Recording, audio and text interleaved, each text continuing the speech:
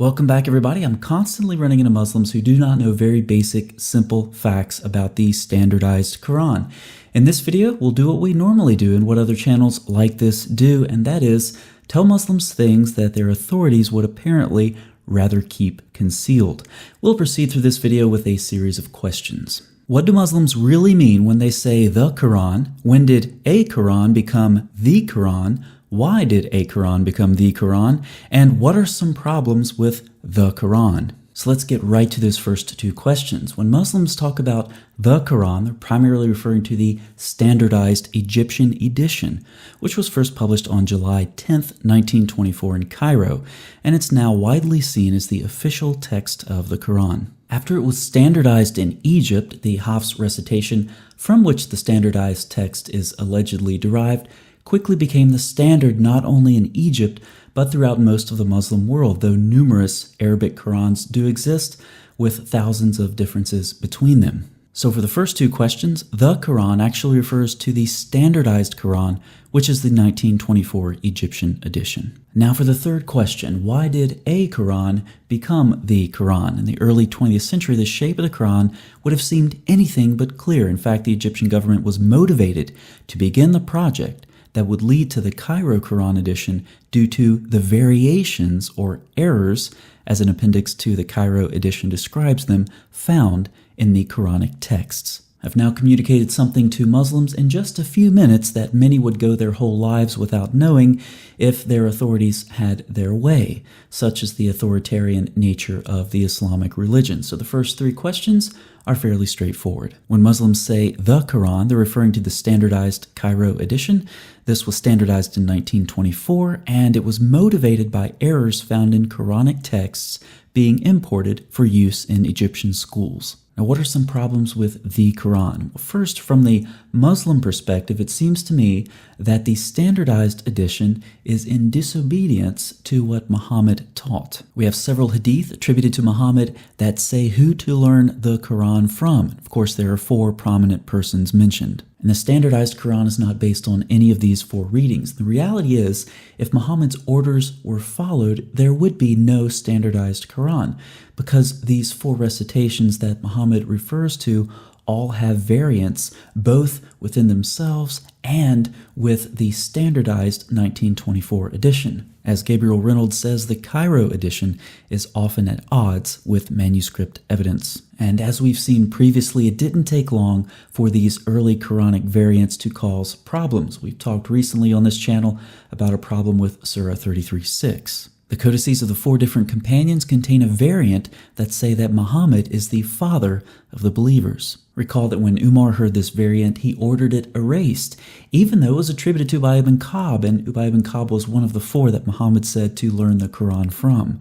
When it comes to another major authority, Abdullah ibn Masud, it's well known that he only had 111 surahs in his Quran. And it's well known the standardized Quran has 114 surahs.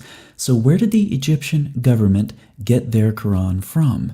It was the work of a government-appointed committee led by Muhammad bin Ali al-Husseini al-Haddad that was meant to establish a uniform text for religious education in Egypt. Now, what's another problem? Well, many Muslims believe that there's a single, unaltered, miraculously preserved Quran that goes right back to Uthman's time. Now, since they're only familiar, in many cases, with the standardized 1924 Quran, then they extrapolate that that Quran that they're familiar with is the unaltered, miraculously preserved Quran that goes right back to Uthman's time. In fact, this is a massive non sequitur. As Muslim scholars Al-Takulich and Ihsanulu state, one of the most important questions of Quranic history is the whereabouts of the Mus'hafs attributed to Caliph Uthman, and whether any of them reached the present day. Unfortunately, we do not have a positive answer to this question.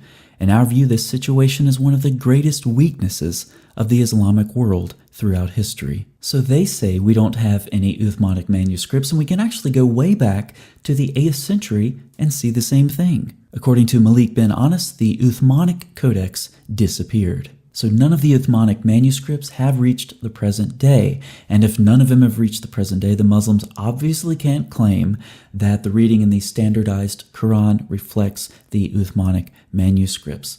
Now there's another problem that we can talk about, and once again, this lies in the realm of the Muslim authorities. A common belief that the Quran is a single, unambiguous reading is due in part to the bravado of translators, who rarely express doubt about their choices. You see, not only are there problems with miraculous preservation and the Uthmanic manuscripts and so forth, but there are problems with how Muslims conceive of preservation of their texts in general. To put it bluntly, I would say it's all bravado. What I mean by this is you don't get credit for having a low number of variants in your manuscripts when you destroy your manuscripts after you revise or supersede them. If I were to use a biblical example, I could take a manuscript from each book of the Bible and then destroy all of the other manuscripts. How many textual variants would I have?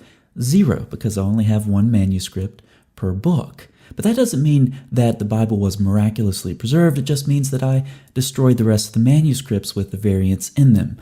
Let's go back to Uthman's time. Uthman sent his copies to various provinces and then ordered that all the other Quranic materials, whether written in fragmentary manuscripts or whole copies, be burnt. So pop quiz, Uthman destroyed all of his Qurans after he made his changes, and a couple of decades later, Al-Hajjaj made another revision to the Quran. What do you think he did with his old Qurans? That's right, he destroyed them. Just as Uthman had ordered the destruction of all unofficial codices, so too Al-Hajjaj ordered the destruction of all codices other than his own and copies made from it. Pop quiz number 2. Uthman destroyed all of his old Qurans. Al-Hajjaj destroyed all of his old Qurans. What do you think the Egyptian government did after their 1924 standardization? That's right, they destroyed their variant Qurans by sinking them in the Nile River. Now I present to you the 3-step process for miraculous Muslim preservation. Step 1, revise Quranic manuscripts as needed. Step 2, destroy superseded Quranic manuscripts. Step 3, observe fewer variants due to destroyed manuscripts. Result, claim miraculous preservation due to fewer variants. So let's summarize what we covered in this video. What do Muslims really mean when they say the Quran? They're referring to the standardized Cairo edition, and this was standardized in 1924. Errors prompted this standardization, and we talked about some problems with the Quran. It appears to disobey Muhammad because Muslims are not following one of the 4 recitations he prescribed. We talked about problems with miraculous preservation. Even the standardized text is at variance with other manuscripts. And we talked about the Uthmanic manuscript problem, and that is that there are none. And then the destruction of manuscripts and the 3-step process for miraculous preservation. Thanks so much for watching. We'll see you next time.